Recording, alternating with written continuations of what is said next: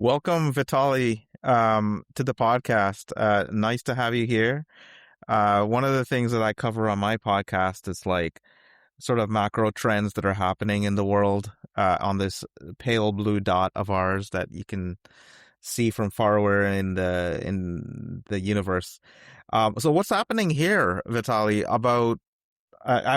First off, welcome to the show. Tell us a little bit about yourself, and then we'll go into one of the couple things that I'm really interested in.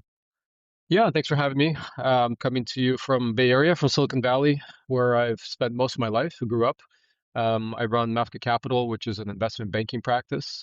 We raise capital for growth stage companies and do M&A, probably about half and half in a few different deep tech categories: mobility, energy transition, industrial automation, prop tech, and material science, data center, and the new category we're entering is aerospace and defense. We're also in the process of raising our own venture fund, Mafka Ventures, and we have a sister company that helps kind of post-Series A deep tech companies build sales engines called Mafka Growth. Also do a lot of writing, a lot of research, and have my second book coming out later this year that's focused on political economics called The Displacement Machine, and kind of what's happening with young men in America and what might be next with AI taking over more and more jobs. Now, the thesis of your book is that jobs will be lost, but almost on a daily basis, you hear jobs will be lost, jobs will not be lost, jobs will be lost.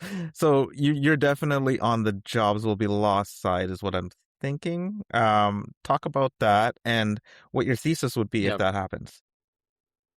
Well, there's no way that jobs will not be lost, right? We're talking about, the next industrial revolution, and everybody wants to be optimistic, and people say, of course, it's going to be great, and they're just naturally optimistic. But you have to look at kind of some sheer facts here. First industrial revolution took about 100 years, about four generations, and where the grandfather certainly didn't know the job that his grandkid would do.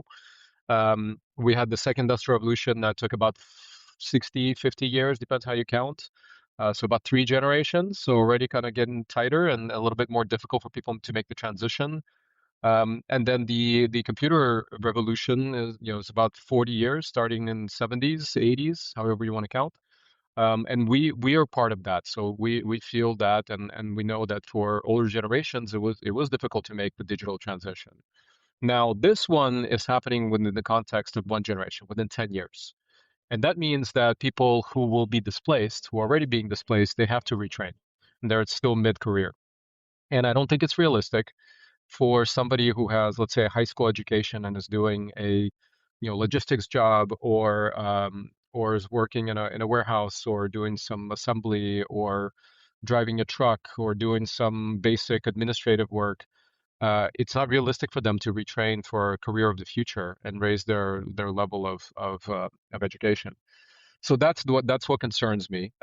Will we get through it? Of course, we always get through everything, but it's a question of kind of pain. And if you look at, Goldman Sachs is on my side, right? They're projecting a pretty big unemployment, 10, 20%, but a possibility in the next 5 years.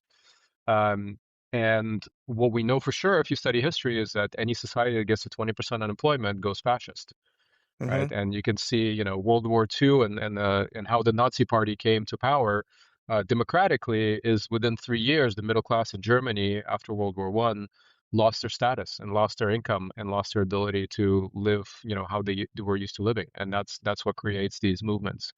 So that's what really concerns me. Will we make the transition? Sure, but the question is kind of at what cost and what is it going to look like, and what can we do to get ahead of that, to ease that transition? Europe has famously has a good social net that is helpful here. Even China is passing regulation about robotics replacing labor and how that can be done or not done. U.S. has no guardrails, right? We're just kind of free for all, and that may take us very quickly into a brick wall. So that's what I'm concerned about.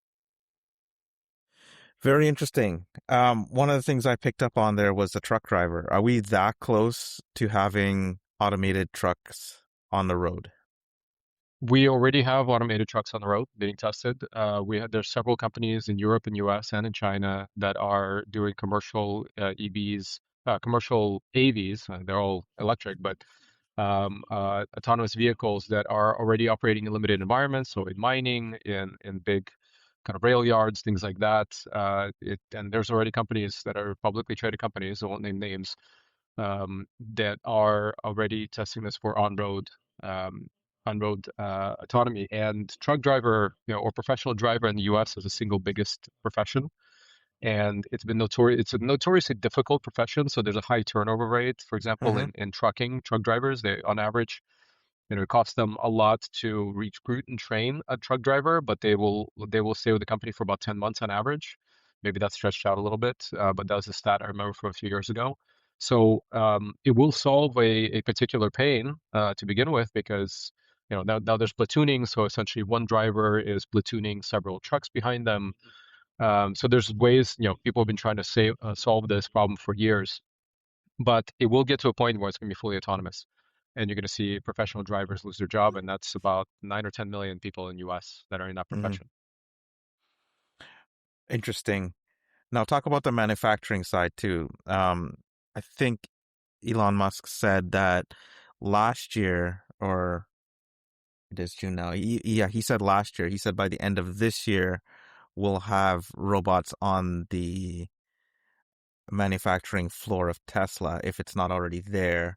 But it would might be more scaled out by the end of this year. Yeah, I mean, you have to separate the hype from reality. I would never quote Elon Musk on anything around timelines because he's never met a timeline. But the reality is that automotive manufacturing has been the most roboticized category for many years, Hmm. right? Because you can very much define a process. It goes in the line. It's kind of the most friendly to robotics. 10 years ago, I went to Shenzhen, went to an electronics manufacturer, and kind of on the ground floor, you saw um, a bunch of yellow suits, right? And those were the workers doing assembly. And then you had green suits that were like 1 out of 20. Those were the managers. You go to the next floor and it's only green suits and automation. And then the idea was you go to the third floor and it's just lights out, manufacturer with no human involvement. That was 10 years ago, right? So if you want to see the future, go to China and see how they're doing manufacturing.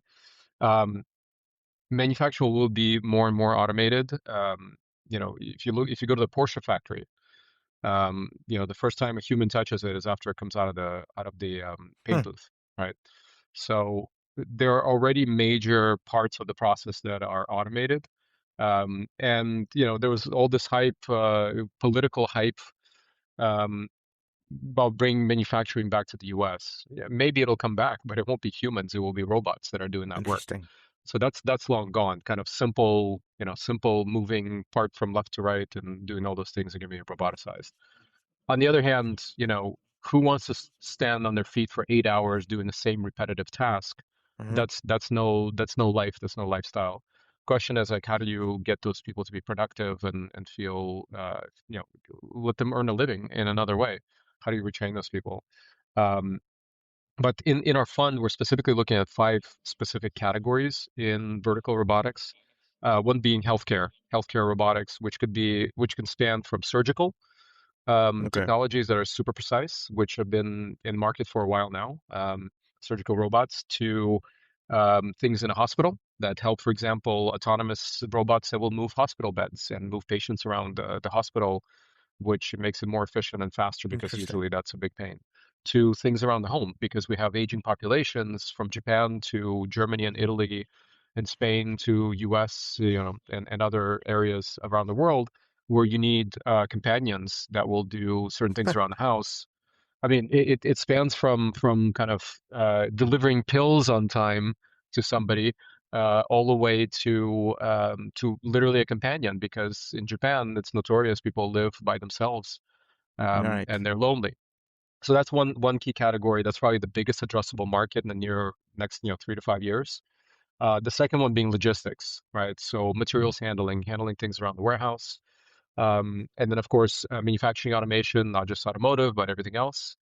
And then autonomy, on-road autonomy, whether it's passenger vehicles or commercial vehicles or mass transit or airplanes, all those things, those are the big robots, right? That are Yeah. navigating the physical world with AI. And then finally, security and defense, right? We can't ignore Hmm. that in today's world, unfortunately. And that also bifurcates to military technology, which is basically high tech weapons. And then there's actual true defense and security, which has some dual use as well, right? Where it's more defensive and anti-drone, etc., those kind of things.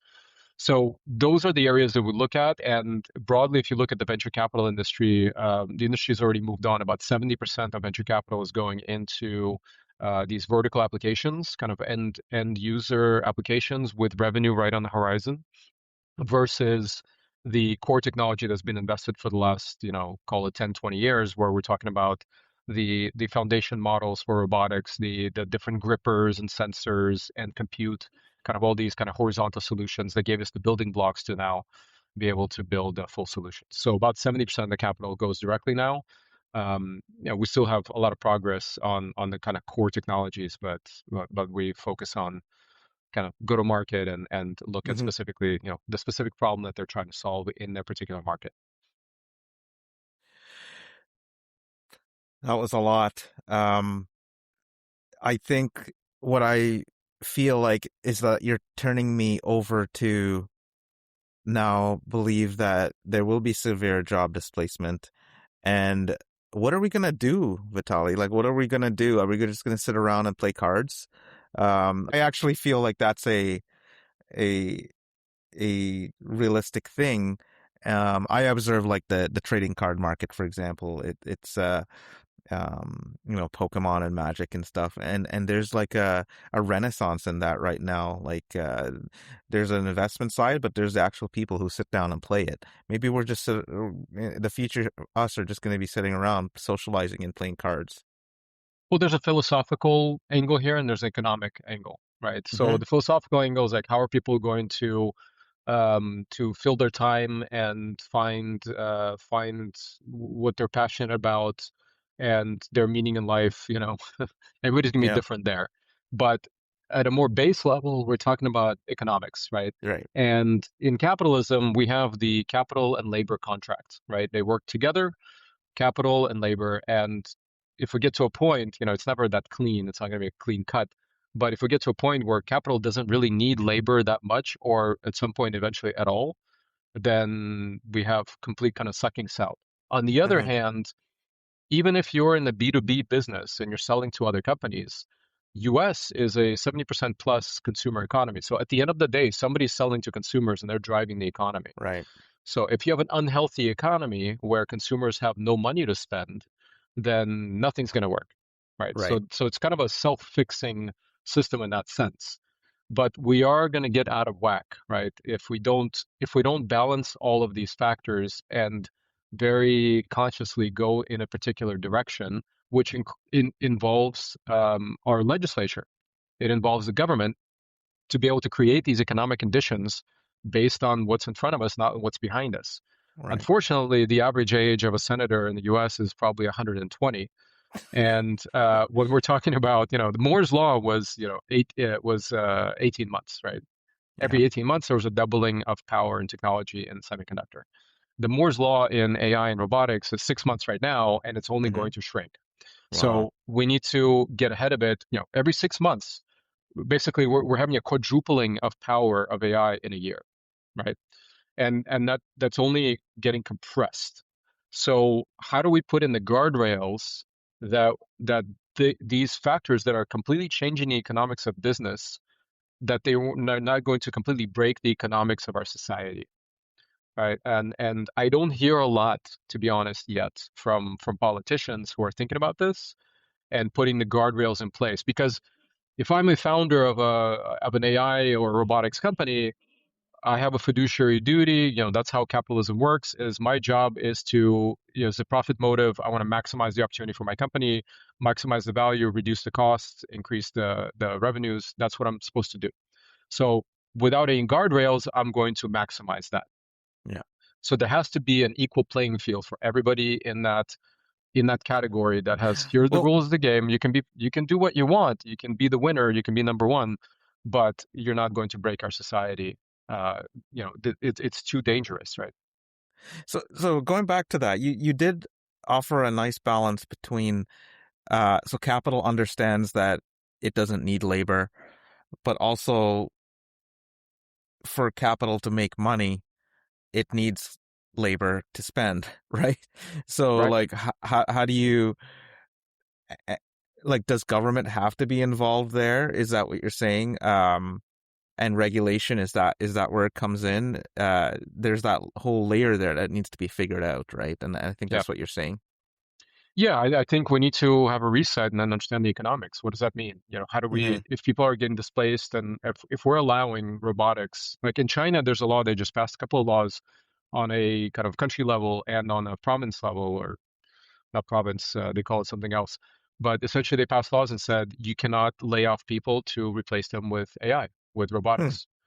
Um, and there's certain rules to the game. You have to pay them a year, I think, severance, etc. You have to make sure that they can retrain. You're responsible for that. And there has to be some version of that in the US. Although manufacturing, fortunately, unfortunately, is not as big of a factor in the US as it was 25 years ago. Hmm. And that's the opportunity to displace that. So, but the other question is, okay, is there going to be then, you can take things that we know. So, for example, for every employee in the U.S., the company pays a tax and the employee pays an income tax, right? So, if there are no employees or much fewer employees, 10 to 1, all of that tax revenue goes away. So then we need some kind of equivalent of that being, or more so, paid by the company for the robotics, for the productivity that they have, for the productivity gain. And some of the tax revenue maybe goes as like a negative tax, meaning a refund to a certain group of people that allows them to kind of help ease the transition. Or generally, we get to this utopia that Musk's and others describe, um, that nobody's going to work, everything's going to be roboticized, it's going to be great. Well, how are people going to eat? Like, is it going to be everything's going to be free and abundant? And it doesn't work. I was born in the Soviet Union, and I can tell you that this vision of utopia and communism and Marxism, communism doesn't work. In practice, you still had people, even in the days of the Soviet Union, they were more motivated, and instead of they would go around the rules, they would essentially steal to have a better lifestyle than their neighbor next door, Uh, right? Because they weren't interested in that. So human nature is going to be human nature. But there has to be something. I'm not a tax expert by any means, but as a hobbyist economist, there's some very obvious gaps that need to be filled.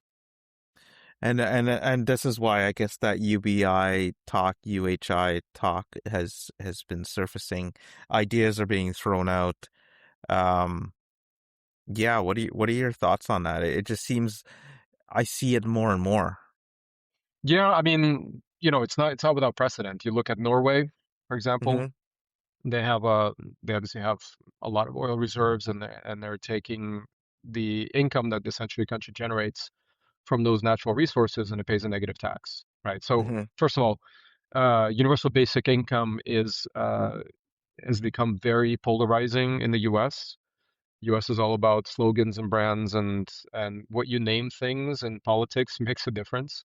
So calling it a reverse tax or negative income tax, I think everybody will get behind that, right? Republicans too. So that's one thing. But the question is, where does that come from? And is it a transition to something else? And we have a game plan that's 5 or 10 year transition, or does this become a permanent part of our economics? Is that, all these things are solved? There are some gaps that to be filled. Obviously, U.S. has now surpassed, U.S. debt has surpassed our GDP for the first time, and um, this could be a very long, separate conversation. Kind of inflating our way out of it is it may be the only answer. Um, but there are certain things we can reduce. So, for example, the healthcare industry in U.S. is completely broken, right? There's a profit motive.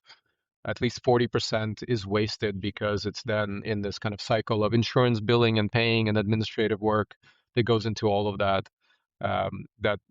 I give people an example like, okay, the army exists to protect the population, and we just pay a tax, and everybody has the coverage of the army. So why don't we do the Hmm. same thing with healthcare, which is designed to protect the population even more so? That's kind of the justification of nationalizing healthcare, which every other normal country has done. which is a huge area of spend. So there's definitely things that can be reduced in our balance sheet, let's say, in our P&L of the country and how we run our economy. But we also need to figure out, okay, if there's certain, if we have this big transition and a big part of the population is going to struggle with this, we need to figure out a way to help them make that transition.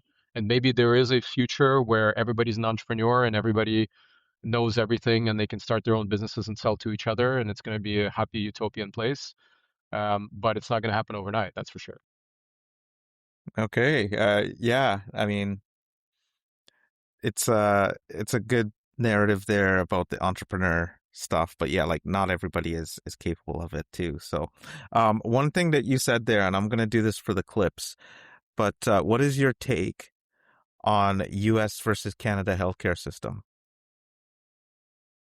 Um, so US versus Canada healthcare system, I don't know enough about the Canadian healthcare system besides the fact that US is unique in completely private system where um, there are many people who can't afford the basic healthcare, and that means that they don't catch things on an annual physical, and it becomes terminal cancer or some other, big four disease.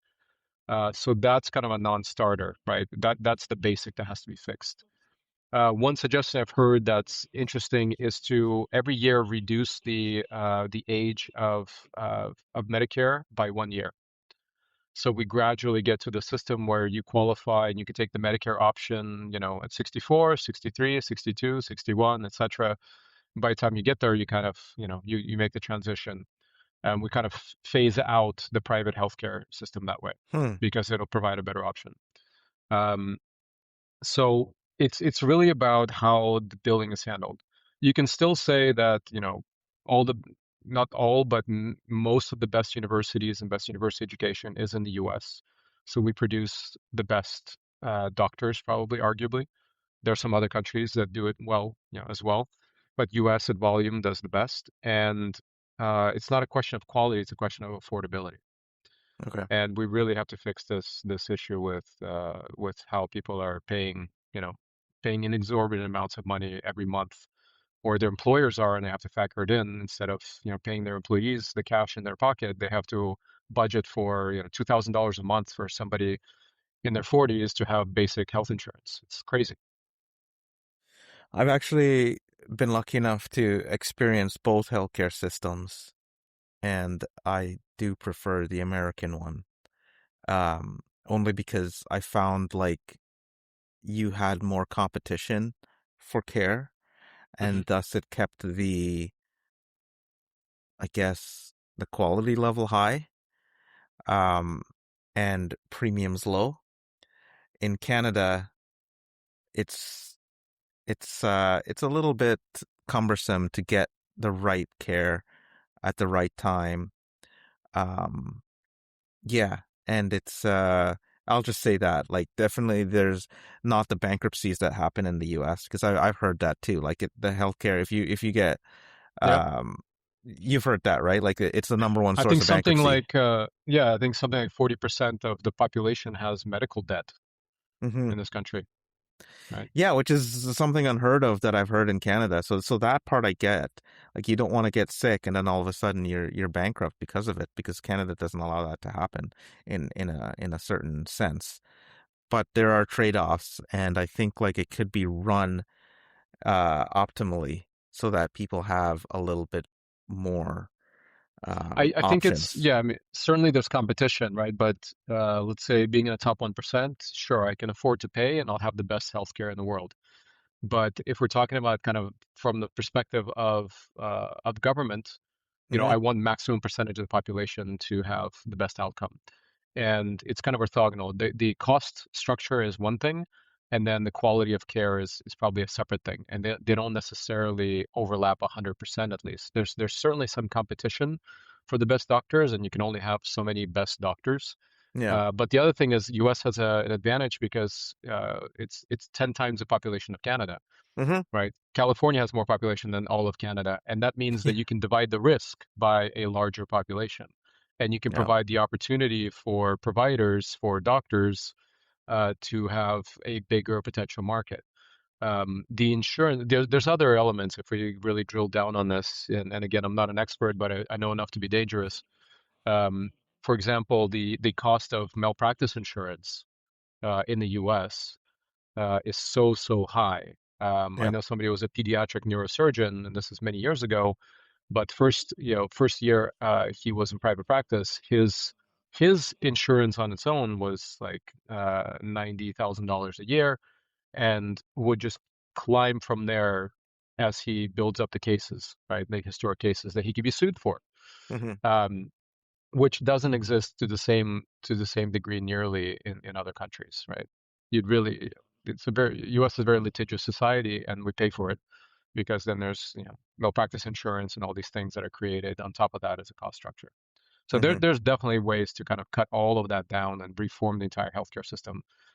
Question is, is there going to be the political will to do that? Looking at history, probably not. So we have to figure out some kind of a phasing strategy, whether it's that Medicare kind of reducing the age of Medicare over time, or something else, or we start kind of sniper rifling like specific cost structures and taking those out of the equation, trying to reduce it. But right now we pay the most and we have the worst outcomes looking at kind of population health by percentage. Speaking about political will, it feels to me that AI is being used in that way. We saw it with the layoffs at first, where people and companies were laying off just for the sake of it, or they I guess they were using it to justify the layoffs. Um, Not fully correct. However, it was done for reasonings like here's the political will. Like it's almost like here's the reason. So I think that at some point you're right. There's going to be regulation that comes in, and AI might be the political will that we all need. Yeah, I would say there's a couple of different things happening. In tech, we have, the big tech companies hired very quickly during COVID, Hmm. and the ones that are doing layoffs, they're still not below their COVID headcount. Hmm. And there's a lot of AI washing with certain companies who are just saying, "Oh, we're doing this because we're more efficient. We're laying off." They're not doing it because they're more efficient. They're using that as an excuse Yeah. because there's kind of certain trends, starting with Musk coming into Twitter and cutting 80% of the workforce, but not killing the company entirely. They lost half their revenue, but still. And then you saw a bunch of layoffs kind of following that. But reality is they do have to put in a lot of capex, a lot of investment into data centers to keep up with each other, and they have to get that money from somewhere. So they're cutting humans and putting that money into data center to automate things. They are cutting out a number of layers of middle management Hmm. traditionally that doesn't need to be there. I wrote a couple of megatrends, two of the 8 megatrends for EY this time around, which is published every 4 years.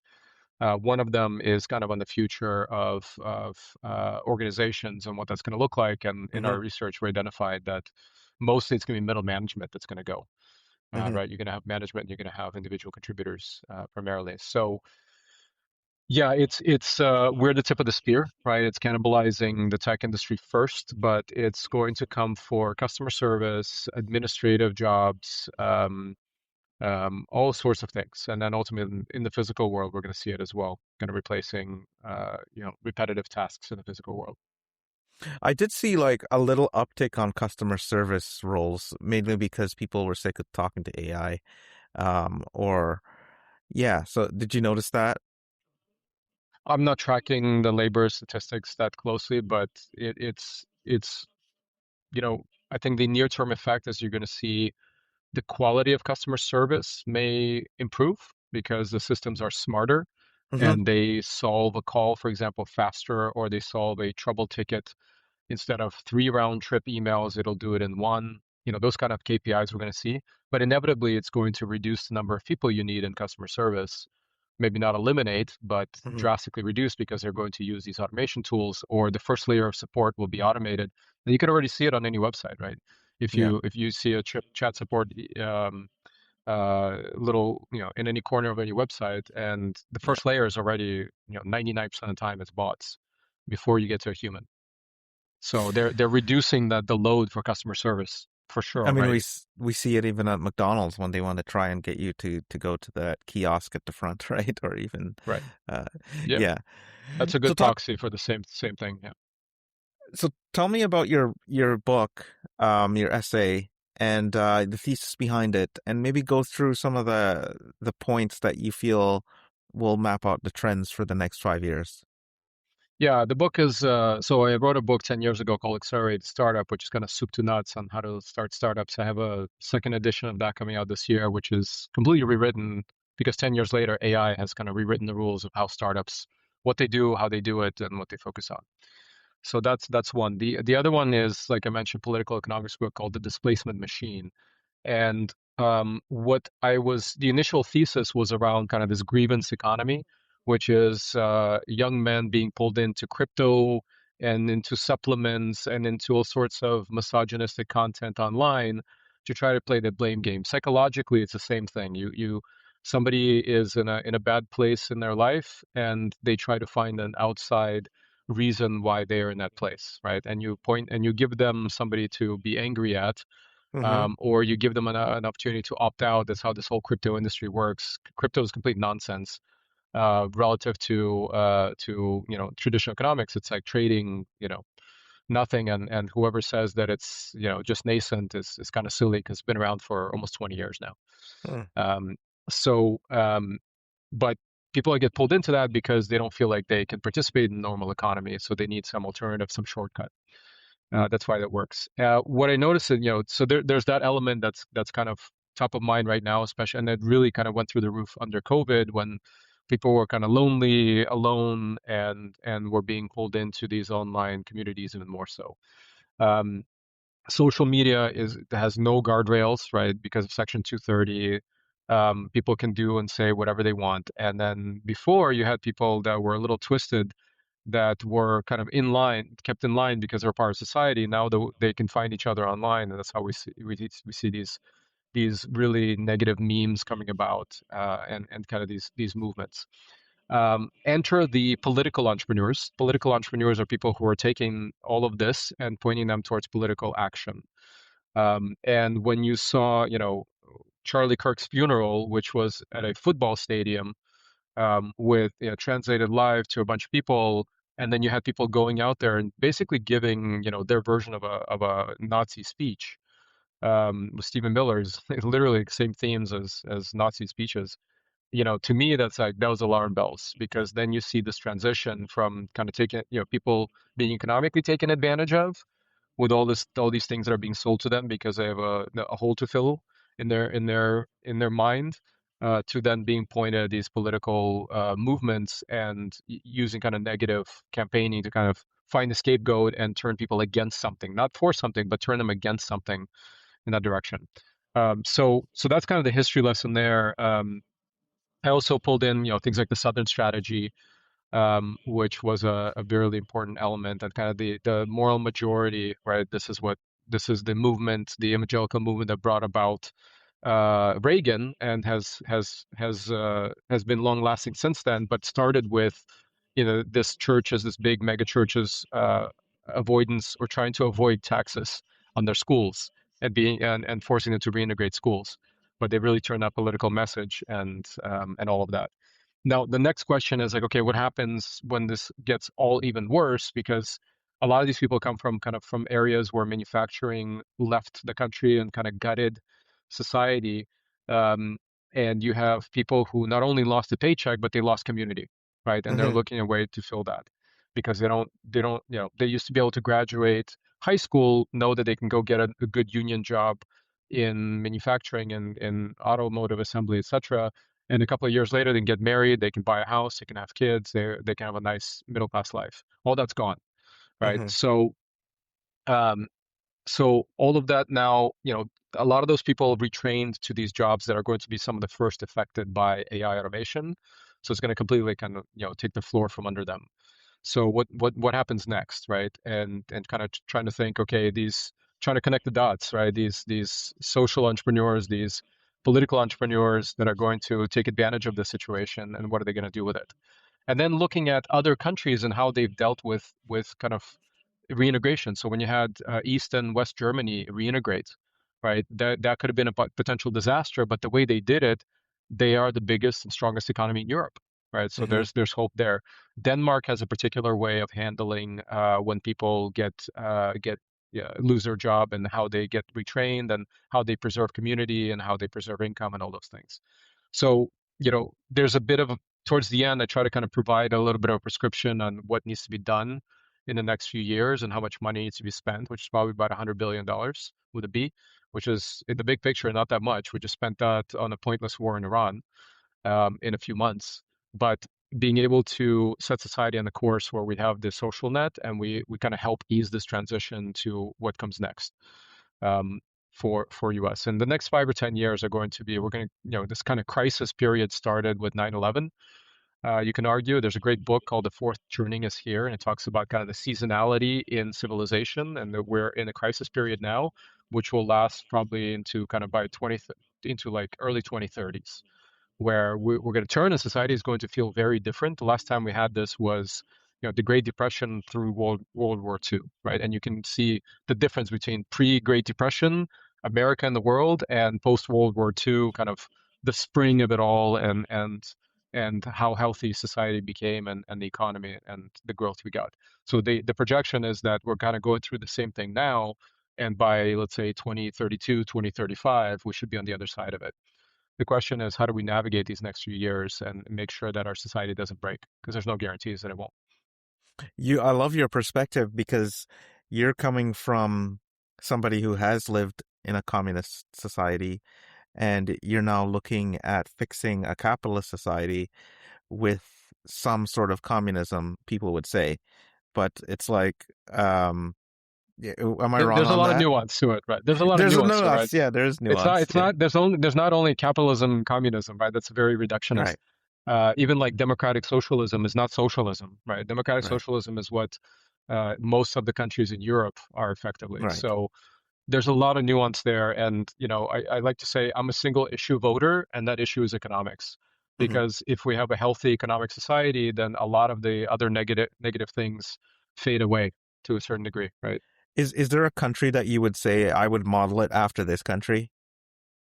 It's very difficult. US has certain advantages if we just stop being stupid. One of which is that we have this great group of future economy drivers, which are working age immigrants into the US, and we have this amazing resource called Central and South America that we should Hmm. welcome with both arms open, and provide opportunity, because these are people who are coming. They're hungry for success. They want to be successful with their families. I'm telling you this as a refugee. My family immigrated out of Soviet Union as refugees before Soviet Union broke up. Um, and they want a good life for their family, and they're going to come, and they're going to drive the economy. Whereas in Asia, even China, we've passed peak China as far as population, because the one child law. Hmm. So China's is already been shrinking for the last 4 or 5 years, and will be projected to be half the size by the end of the century, Hmm. by the way. And you can't build an economy if your population is shrinking by half, right? Hmm. So you need a growing population. We have plenty of room in this country, right? Especially in the middle of the country. Um, and Europe has big structural problems, right? You have an aging population, but they're very much against the migration that needs to happen, and it's always kind of south to north migration, right? And you have North Africa and Middle East as the source of migration into Europe, which I would argue is very, culturally a huge gap between Europe and that population. That's why, and Europe's never been good about integrating immigrants anyway. So there's going to be some structural problems there. But we have this advantage where we can have a relatively young economy. We have a lot of natural resources, so we are on our way. So is there a country to model after? Everything? No, because we have unique advantages, but there's certain things we can learn from Europe as far as a social safety net. We definitely need to fix our healthcare system. We need to get money out of politics, and get to a normal, 10-week campaign, not 2-year campaign with billions of dollars. Because, we have Trump again because Elon Musk gave him $300 million, period. That's the single biggest factor. Um, so, we need to fix certain things, and hopefully we don't break, all the way, and we get a chance to fix those things. What companies are you excited about that you're investing in right now? Which sector, and within that sector, what do you look for? So I mean, we're focused, when you're a VC, you're focused on your thesis. You don't do Hmm. kind of extracurricular, especially early on with a fund one, you don't do extracurricular investments in random things as an angel. So we're laser focused on robotics because we Okay. think, from our research, that's 39% CAGR, a compound annual growth rate projected, which makes it the fastest technology wave of all time, faster than Hmm. the internet wave, the mobile wave, social, etc. By far. So that's the area kind of broadly where we're focused on. Um, and generally, we like companies who can become category leaders in their space. They've identified their customer. And also, we are a little bit old school in the way that we're doing a small portfolio, concentrated portfolio of companies, 20 to 30 in the whole fund. And that means it gives us an opportunity to be helpful with each company, open up opportunities for them with potential big customers, help them with supply chain, all those kind of things. So that's kind of the general area. Give you a couple of companies that I'm excited about that I've angel invested in the past, and it's always been products that I like to use. Right? I discover a product that I use or want to use, and I like something about their story. So I'll give you three examples. One is a company called Fitbod, which is I've been involved with them for almost 10 years, and they were one of the first kind of AI personal trainers. So Hmm. I have a home gym. I've been going to the gym, an average of 5 days a week for the last 15 years. Um, and this is, it solves a particular need where you basically say, here are my goals, here's how much time I have, what equipment I have, and it'll generate the work and it'll track everything over time, just like a personal trainer would, right? So for $10 a month instead of $100 an hour, you have a personal trainer in your pocket, which is Hmm. great. So that's one that made sense a lot to me, and they've grown leaps and bounds. They're one of the leaders in this category these days, and great product, great team. Another one is I've done a lot in mobility, and I was very excited to get involved with Rivian early on and had an opportunity to invest while they were still private. Now their stock performance after IPO hasn't been great. There's been a lot of macro conditions that they couldn't really control. And there's a lot of companies that went under in the sector and they stayed afloat, and they've been able to survive. Now they have their R2, the kind of mass market vehicle launching, and I think that's their kind of Model 3 moment where they're going to go mainstream. So I'm Okay. excited about Rivian still. And another one's Perplexity. So Perplexity, I was an early user. I had some friends who invested in them kind of at seed and Series A stage. And I just find they have a very elegant way of solving, and they move very quickly in the space where they don't need the capital investment of the big LLM players, but they're providing that functional layer that's very, very useful to professionals, especially that gives them all the tools in one place. Okay. And we use it heavily, and I also had an opportunity to invest in them a couple of rounds ago. So those, generally as an angel investor, and this is very typical behavior, kind of thinking from that perspective, you always invest in things you know and that you're passionate about. As a professional money manager of a fund, you have to set a thesis for a particular category. You have to build up the knowledge base and the institutional knowledge in that area and the network, and invest in the areas where you think are going to be big in a few years, kind of systemically. So that's a long answer for you. No, no, thank you for that. I think robotics is definitely a good bet. And I look forward to having one in my house one day to do the dishes and stuff. How far do you think we're away from that? So I'm pretty bearish on humanoids Okay. in general. I think so. Think of it this way, and the easiest way I found to explain is look at how many look at the warning sticker on the back of your toaster. right, in your house, and everything that can go wrong with a toaster.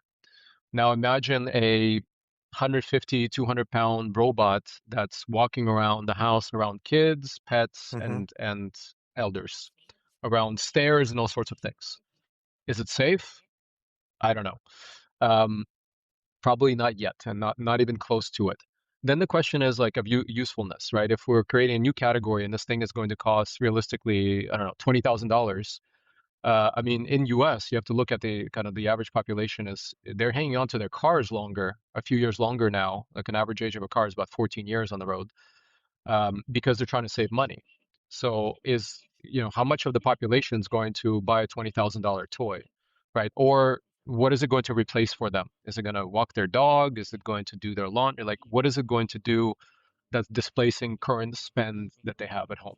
So I don't think we don't have many good answers to that just yet. Now, in the commercial environment, then if we look a little bit deeper, yes, robotization of certain tasks then becomes a question of do we have a use case for something that's bipedal that looks like that has a head, has hands, and has feet? That use case is pretty small. You're going to see a lot more use case for like a tracked robot, right? Hmm. Big warehouse or big manufacturing plant. It's going to roll around. That's much more efficient than walking like a human. Yeah, so the kind of human scale robotics, that's the question is where's the place for that? Is there a place for that? Hmm. So I think the form factors that you'll actually see in production with companies Figure, and we're advising a company called Humanoid that's based out of the UK. Their form factor doesn't look quite like a simple robot with hands and arms and legs. It's usually tracked, having wheels or tracks that it rolls around on, or it attaches to something and it has a sensor array, but it doesn't need to look like a human head with eyes and mouth. We're pretty far away from that. I think we're 5, 10 years away from that. China, if you want to see the future, go to China. They're 5 or 10 years ahead in robotics already, so you can Yeah. see what's going to come here after, in the next 5 years. Amazing. Yeah, I've seen cars that have umbrellas and things like that. So that has a umbrella that goes up and protects them from rain and things like that. I saw that on the timeline. Yeah, Um, yeah, yeah. There's Interesting. there's interesting things, but it's always a question of okay, what's cool and is good content online versus You know what take my actually? money. I want to buy this thing. It's going to solve a problem for me. It's going to do a job for me. Like, what am I going to put in my house? Yeah, And exactly. you're going to, once you become a customer, you're thinking, okay, I'm going to pull out my credit card and buy this thing. Then you start thinking like, you can buy the Boston Robotics dog. It's cute and it does tricks. Are you going to But spend twenty but thousand what dollars does on it that? do? Right. Yeah, exactly. Yeah, maybe for commercial purposes, for military, sure, but is that thing, are you going to buy it instead of a dog? I don't think so. No, no. So Well, thank you so much for being on the show. This has shed a lot of light, and I'm going to be thinking about this conversation a lot because there's a lot that you downloaded, and I'll probably have some follow-up questions, Vitaly. So I'll sounds good. talk to you. Yeah. Well, it's been my pleasure.